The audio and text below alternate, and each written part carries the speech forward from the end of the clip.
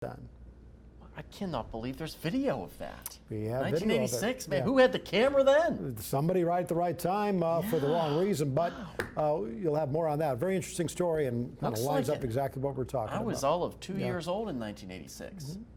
Who's counting, right? Yeah, I know. There you go. All right, let's talk weather.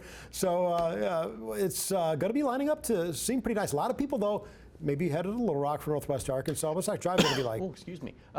Man, I'm all choked up over the inauguration forecast. It's going to be a pretty good week, actually. Just a slight chance for some rainfall, which we'll touch on here in just a second. First, there's a live look outside to Fayetteville. Man, that shot makes me so sad because the lights of the Ozarks are off for good, off for the season. Now we're just into the doldrums of winter for the next couple of weeks. Although I have seen some locations already have their Valentine's Day decorations up. Okay, let's pump the brakes there, folks, on Valentine's Day. 52 today in Fayetteville. We should be at 47, so still above average. 14 below in 1970. That is a chilly morning. Meanwhile, in Fort Smith today, we got up to 56, 5 degrees above average. 1886, you were at 7 below. I looked back at the census data from 1886. There was about 6,000 people in Fort Smith at the time. There in 1886, waking up to a temperature of 7 below zero. That's a cold, cold morning. Not cold for the inauguration, though.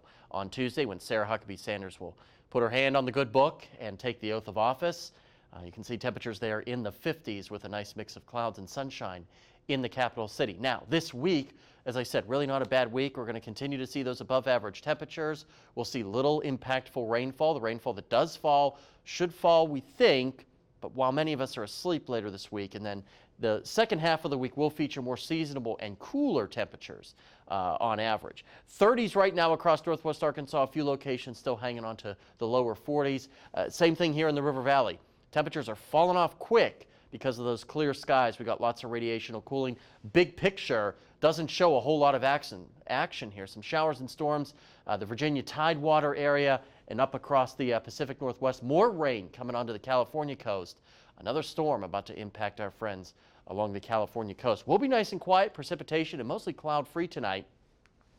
We'll see more clouds than sunshine for your Monday, unfortunately, but that'll be quick to move out. Then we'll have clearing later in the day. Another mostly clear night, Monday night and into Tuesday. And then, as I said, Inauguration Day, really not that bad. We're also watching for the possibility tonight with those light winds and clear skies for some fog to develop here. As those temperatures drop, they get close to the dew point, then you start to get that formation of the fog out there. Temperatures tonight will be in the 30s on average, and then for your Monday, headed back to work or school, I think for most of us, the holidays are over, and we'll be back upper 50s and lower 60s. It's really not a bad day, still quite above average. And there's a look at the extended forecast, which really isn't too bad.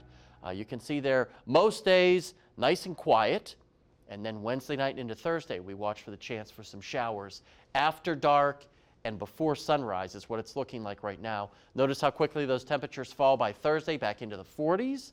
Same thing in the River Valley. A nice start to the week. We get on the other side of hump day, temperatures fall back toward normal values. But yeah, really no impact days, severe days, Paul, just a couple of showers Wednesday night. All right, well, enjoy the ride while it lasts.